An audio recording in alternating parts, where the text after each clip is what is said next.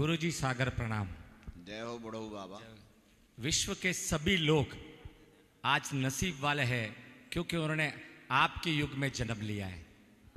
वाह, हम नसीब वाले हैं कि आपके युग में हमने जन्म लिया। गुरुजी 14 घंटा बिजनेस में काम करता इंसान 2 घंटे भक्ति करता है, उसके बाद उसका परिवार के लिए थोड़ा सा समय बचता है। अगर आप वेरी नेक्स्ट डे बोलो कि तुम्हें मेडिटेशन करना है, उसका मन नहीं बैठता है। वो कोशिश करता है मेडिटेशन करने की। जैसे मैं आज जो कुछ भी बोल रहा हूँ मेरे लिए ही बोल रहा हूँ कि मैं जानना चाहता हूँ कि इसका क्या हो सकता है। जैसे अभी मैं आपने 1 मिनट के लिए बोला कि आप ध्यान धरो कि इस जगह जाना है, लेकिन 1 सेकंड के लिए जाता है, लेकिन दूसरे सेकंड में वापस वही का वही बिजनेस का रूटीन माइंड में घूमता ही रहता है। तो क्या ऐसा कोई बीज मंत्र जो कुछ है तो बताइए गुरुजी, हम जानना चाहते हैं इसको। हमें उसमें प्रबल होना है, हमें ये सब करना है। मुझे रिटायर भी होना है, मुझे ये सब करना है, लेकिन नहीं बैठ पा रहा है। रिटायरमेंट कब लेना है? बिजनेस से रिटायर होकर के सब पूरा इसमें आना है। उम्र कितनी होगी? 65। अब कब रिटायर्ड हो गए?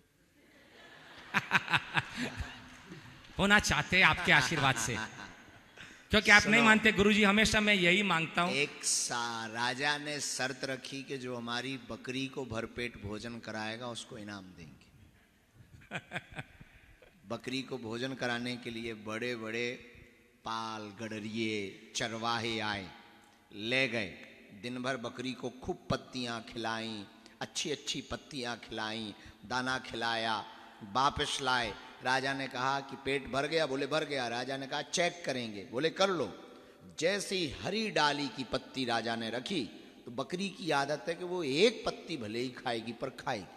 उसने खाई, बोले लो भूखी है। यदि पूरा पेट भर गया होता तो ये पत्ती ना खाती। कई चरवाहे हार गए, लेकिन एक साधु जीत गया। पूछो कैसे? वो महात्मा बोला कि ये बकरी आप हमें दो, हम दिन भर में क्या 4 घंटे में पेट भर के लाते। तो राजा चौंक गया कि आप महात्मा आदमी क्या करोगे, जाओ वापस ये रहने दो। बोले नहीं दो।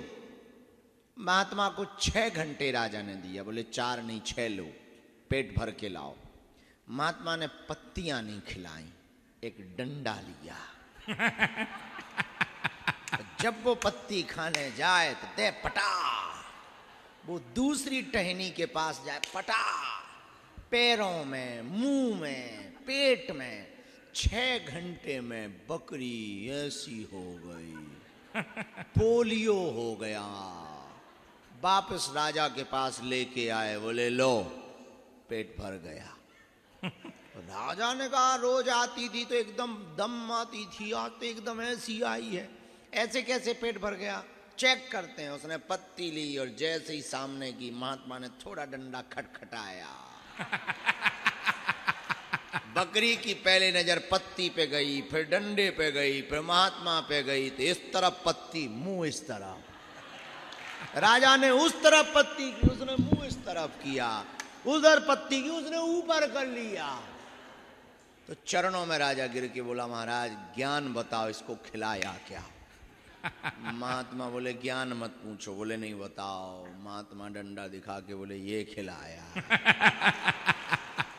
ये बकरी ही मन है और गुरु ज्ञान ही डंडा है। समझ गए गुरुजी। इसका प्रयोग आप कर लो तो 14 घंटे नहीं 18 घंटे धंधा करो, लेकिन जब समय आए 5 मिनट का तो वो डंडा लेकर के बैठ जाओ मन को, तो मन पे धंधे की तरफ जाएगा। लेकिन जैसे ही डंडा दिखाएगा, भय, कौन सा भय?